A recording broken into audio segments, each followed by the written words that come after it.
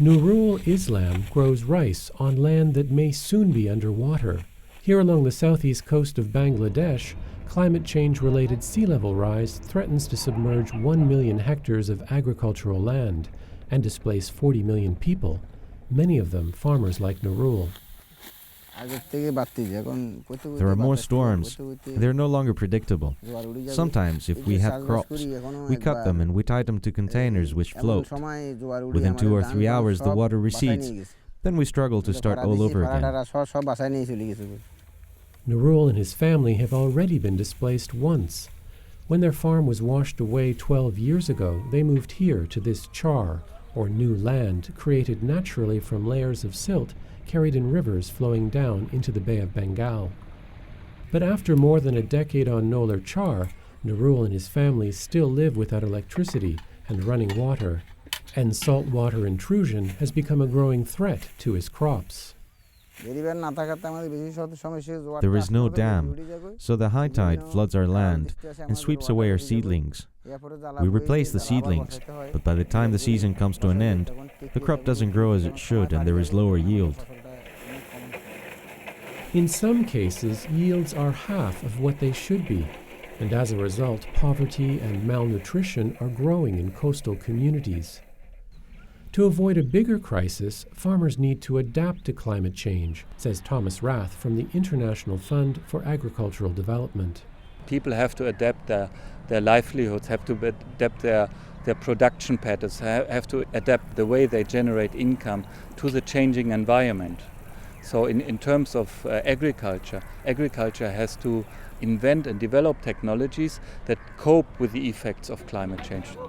Some of what Rath talks about is happening here, on another accrued patch of land known as Boyarchar.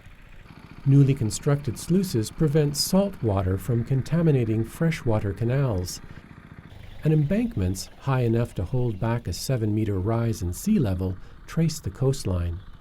Farmers, too, are being armed with training and new technologies.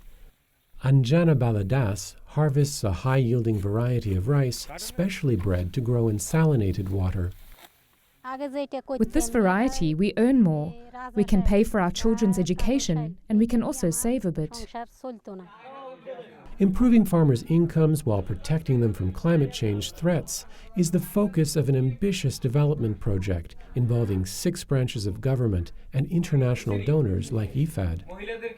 Zanel Abedin is deputy team leader.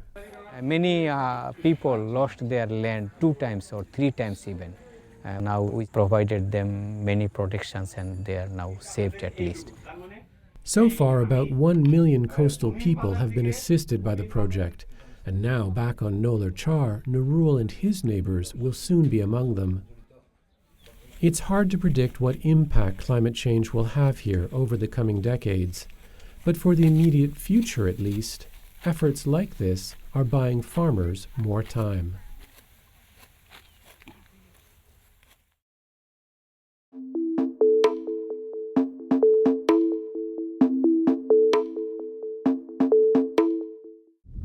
This is the 3rd drought to hit West Africa in recent years, sending people reeling as their crops and livestock wither away.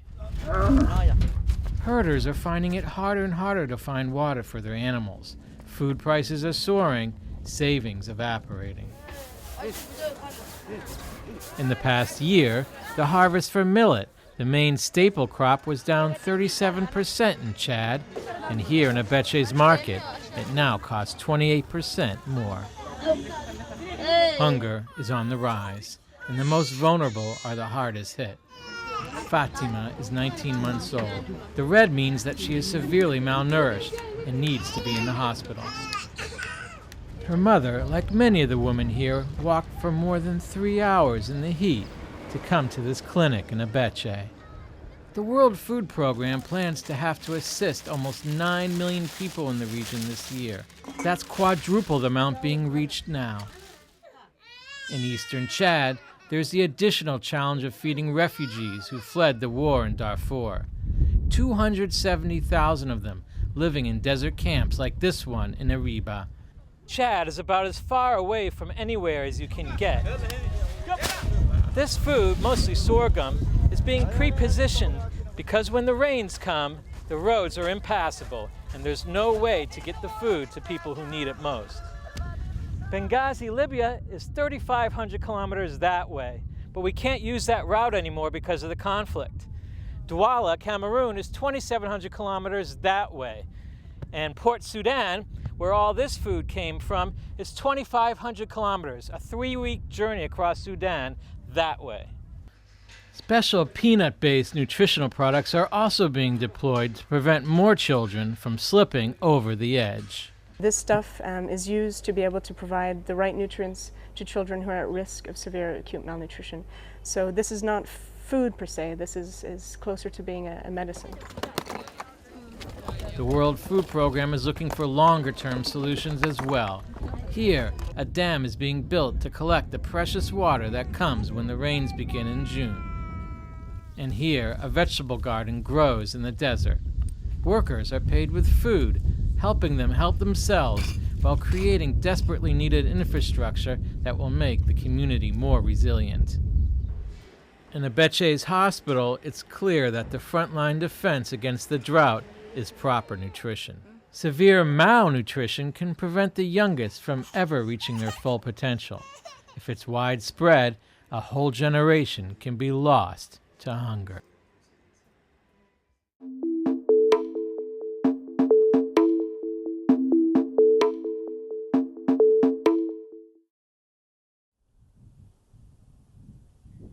The Wolaita zone in southern Ethiopia is a chronically food insecure area and is affected by reoccurring droughts.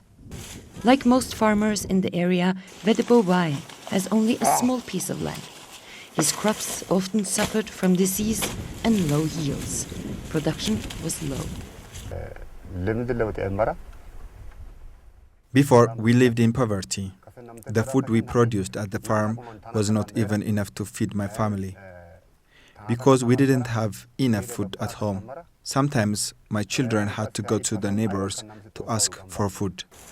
In 2010, he was selected to get support from FAO's Root and Tuber project. He received 100 kilos of taro planting materials from the organization. His first harvest was 9 months later. It's around 8 kilos. This is an average plant at this farm. He produced 1,600 kilos of taro on less than 0.04 hectares of land. His production has increased by more than 3 times. Now, I can feed myself and my family. Thanks to God, there is no more poverty in my house. We are targeting the most vulnerable farmers who are seed insecure, who are food insecure, and we provide planting materials. And they grow and they consume and they sell. So far, we have supported 47,000 food insecure households. Wedebo and his wife Amarech Ata sort through the roots to find the largest one to sell at the market. These high-yielding varieties that Wedebo and other farmers now have are developed by research centers in Ethiopia. In the past, very few farmers had access to these products.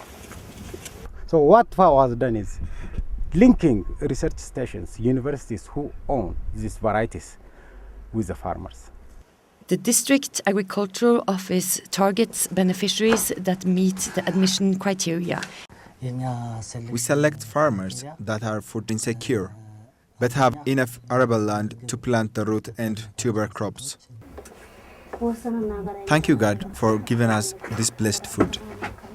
The project brought significant change, not only for Wedebo, but for his children as well.